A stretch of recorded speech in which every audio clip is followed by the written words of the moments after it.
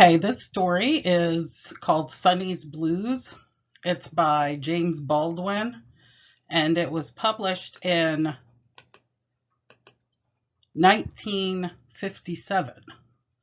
James Baldwin, if you look at the biography, he is an African American author, part of the Harlem Renaissance, like Langston Hughes, who we'll read later this semester, and whose poem A Raisin in the Sun was based on. So we can see some of the same themes going on in Sonny's Blues and A Raisin in the Sun.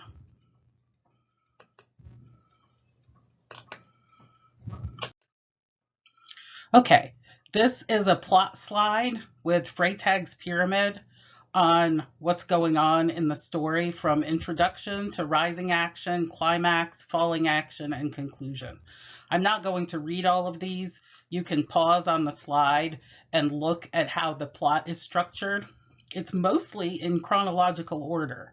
If you think about the present time being when he has picked up Sonny from jail, and they've stayed together for about 2 weeks, and the ending is when Sonny plays at the club. So the beginning is prior to the present time by maybe a year or two, however long Sonny's been in jail. It could have been a little bit longer than that. A lot of the middle part is comprised of flashbacks. Okay, narration. The first person narrator of Sonny's Blues is Sonny's brother. He's an algebra teacher at the area high school, and he's never named in the story. We don't know his name.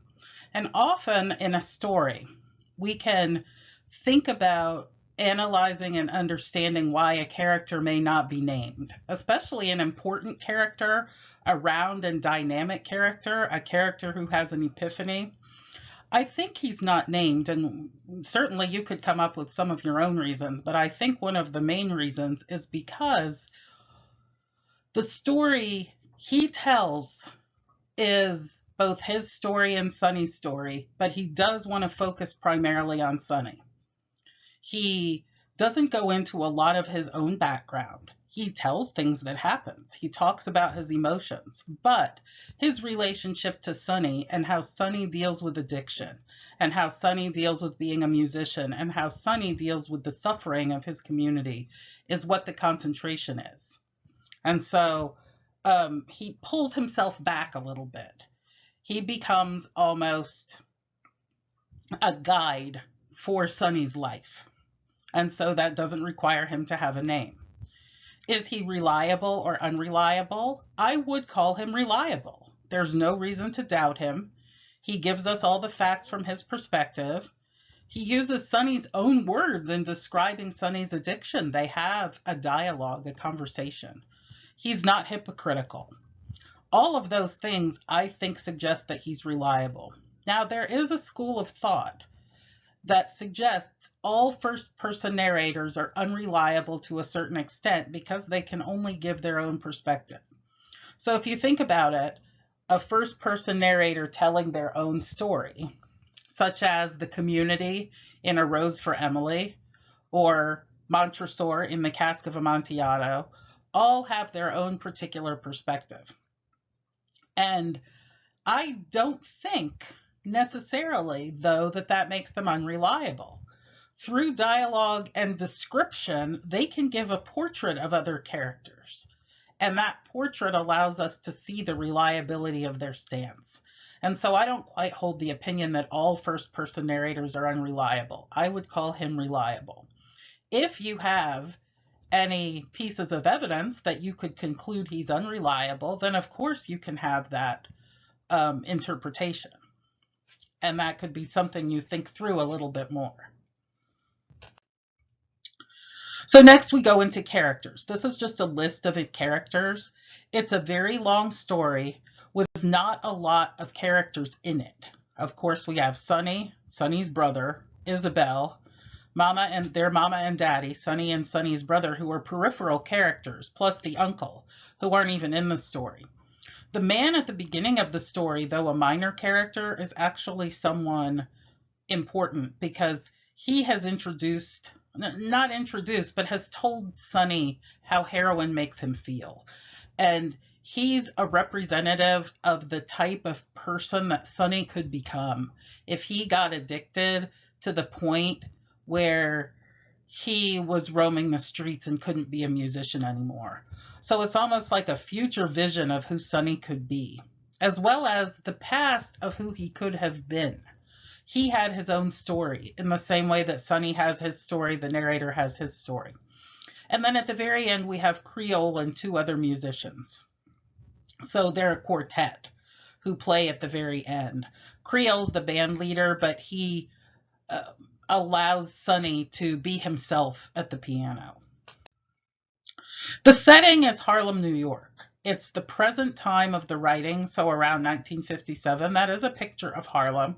The Apollo Theater was a very famous theater and still is.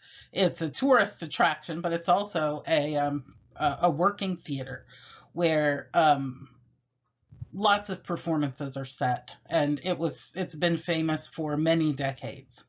Set around 1957, there are flashbacks into their childhood, so probably their childhood was in the late 1930s. Both Sonny and his brother were in the military overseas, although that is part of flashbacks rather than actual setting. And Harlem at that time plays a crucial role in the story. It's poverty-stricken, filled with housing projects, and segregated, because historically Harlem was a borough in New York City where only Black people lived. Now it has become more gentrified, and Harlem is a destination for many people to move.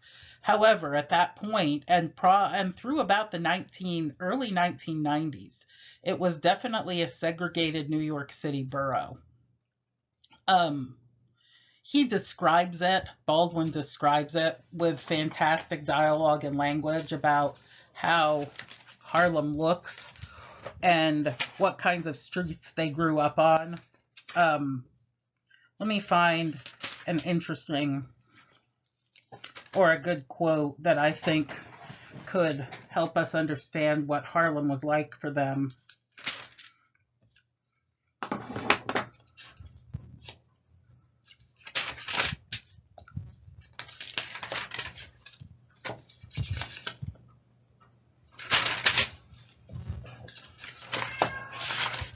Just a minute,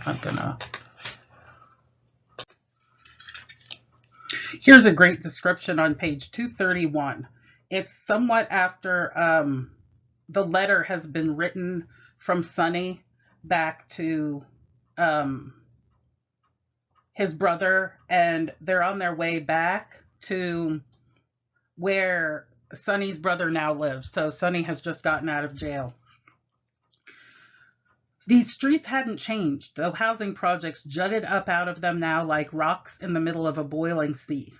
Most of the houses in which we had grown up had vanished, as had the stores from which we had stolen, the basements in which we had first tried sex, the rooftops from which we had hurled tin cans and bricks. But houses exactly like the houses of our past yet dominated the landscape. Boys exactly like the boys we once had been found themselves smothering in these houses. Some escaped the trap, most didn't. Those who got out always left something of themselves behind. So that's a really good quote of how their childhood looked.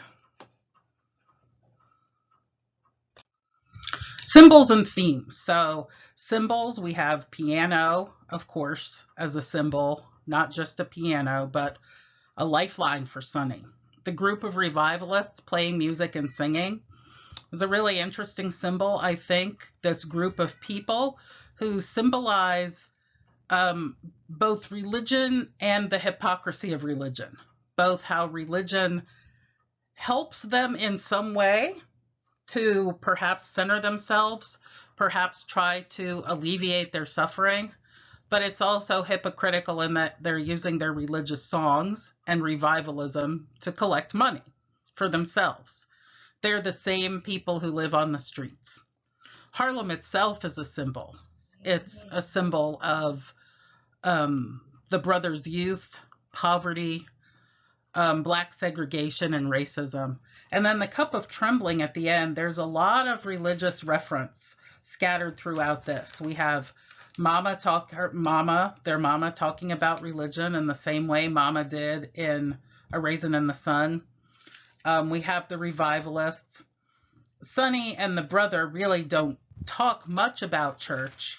However, the cup of trembling at the end comes directly from the Bible. And this last sentence is one of the great last sentences in short fiction. For me, then, as they began to play again, it glowed and shook above my brother's head like the very cup of trembling. And he's, of course, talking about the drink that he had given him. So we have some irony here, some juxtaposition of oxymoronic things that don't supposedly belong together. The cup of trembling is the cup of suffering that Jesus had given Jerusalem. They had drunken the cup of trembling and wrung them out, but I have taken out of thy hand the cup of trembling. I will put it into the hand of them that afflict thee. So when God was allowing the Israelites in Jerusalem to alleviate their suffering and to move to the promised land, he called their suffering the cup of trembling. And so that cup of trembling has many different meanings, I think, in the story. It's the suffering, it's the addiction, it's the poverty, it's the racism, it's all of that together. And so that cup of trembling is glowing and shaking above his brother's head as he's using jazz and music, and particularly the way he plays music and feels the music to try to get out of that suffering as best he can. Themes: addiction and its consequences, life in poverty and how to cope with it, brothers' relationships, how brothers can converse together, how they can be close, how they can be distant based on life circumstances and what life throws at them, racism and its consequences, particularly with the story of their uncle. If that story hadn't been included, it could still have been about racism and poverty and segregation, but it wouldn't have been as clear, as blatant, because that is the racist incident that really drives home the fact that these people, no matter what was in their head, what kind of lives they had, what love they had for each other, what dreams and goals they had, were expendable according to white people. Even if those white boys didn't mean to kill him, they left. They ran over the uncle and left him lying there in the street. Deaths of family members, how people deal with that and how it affects one's life, particularly one's parents, and then suffering, of course, in its manifestations. So all of this, of course, Sonny's Blues is a very long story, but I think it's also very comprehensible. Unlike some of the previous stories we read, particularly A Rose for Emily and The Cask of Amontillado, this one is fairly straightforward, except for maybe some of the timeline, but that timeline becomes clear when you look at the slide on plot and how it starts before Sonny's in jail, when we're introduced to the character who Sonny could be in the future, one of Sonny's old friends. Then we move to the present, where Sonny is in the apartment with his brother. Much of the middle part is flashbacks, and then we move to the end where Sonny asks his brother to come with him to hear him play. Okay, thanks for listening. Bye-bye.